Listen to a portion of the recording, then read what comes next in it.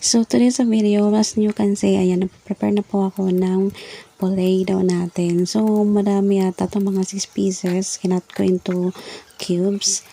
Kasi maliliit kasi yung potato natin. Then, syempre, hugasan natin para malinis. Pagkatapos po natin hugasan is papakuluan po natin hanggang maging soft ng ating A potato. few moments later.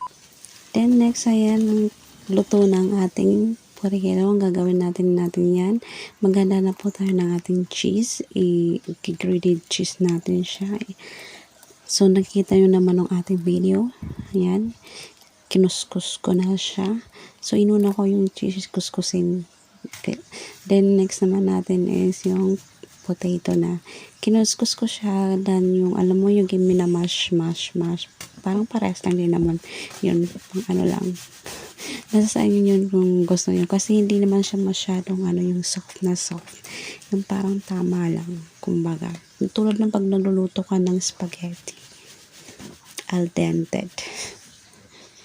So, next natin gawin sa ating potato, syempre, i-set aside natin yan. Pagkatapos natin siya, i-credit natin. Then, next natin gawin yan, syempre, naghiwa po tayo ng ating parsley. So, ang gagawin sa parsley is cut into small pieces. Yun lang. Para may ibang itsura lang, ibang kulay ang ating potato.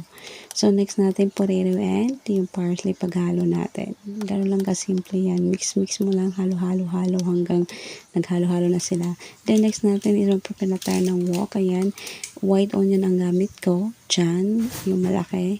Then, lalagyan po natin ng butter. Next natin paglagay ng butter hanggang mag-melt siya. Lalagyan na po natin yan ng ating cheese yung nag-grated tayo kanina.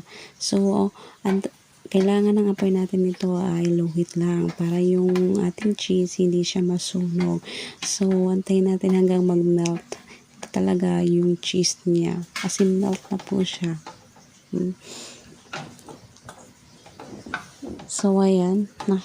Melt na siya. Natunaw ng ating cheese. Cheesy. Magandang gamitin ito yung parang cheese na cheese talaga. Yung soft cheese. Ayan. So, paghahalo na po natin ang ating cheese with the parsley and then yung ating mashed potato. Ayan. Ganun lang po kasimple. Then, syempre, halo. Ayan. Halo natin yan. Para mahalo lahat yung cheese sa ating potato. Maganda po ito sa mga kids. Then, after that, lagyan natin ng flour. Yung 1 bowl flour.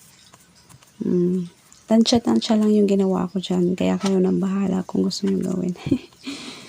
Then, ayan, pagkatapos natin yan, i-combine. Syempre, ayan. Masa natin. Bilog ba? Ayan. Ganyan.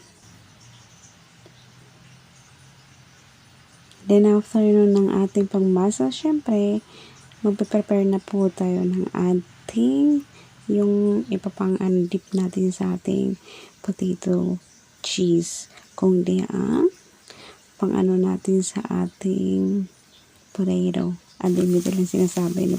Then, yung breadcrumbs natin. Ayan, yung breadcrumbs. Then, syempre, yung inano natin kanina ng ating wok.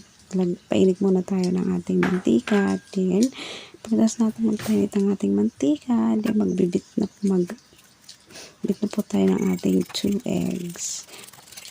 Then, mix. Ganun lang kasimple. Hirap voice record. Then, after nun, ididip na natin ang ating ginawa kanina ng ating potato cheese. And then, dip into breadcrumbs.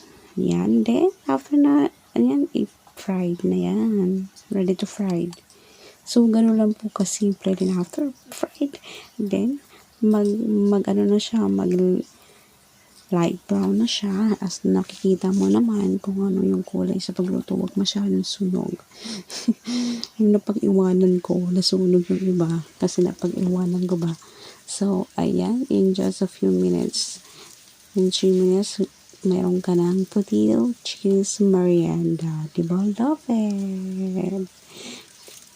So, for sure, your kids magugustuhan po nito.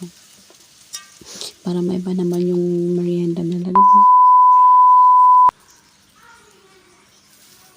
Then, that's it. This is my homemade potato cheese. Yummy. Just try, guys. As in, masarap siya. Hindi na nga ako nito kumain ng dinner. Naparami ata yung kain ko dyan. As in, totally yummy. So, hanggang dito na lang, guys. And have a good day. And please like and subscribe my YouTube channel.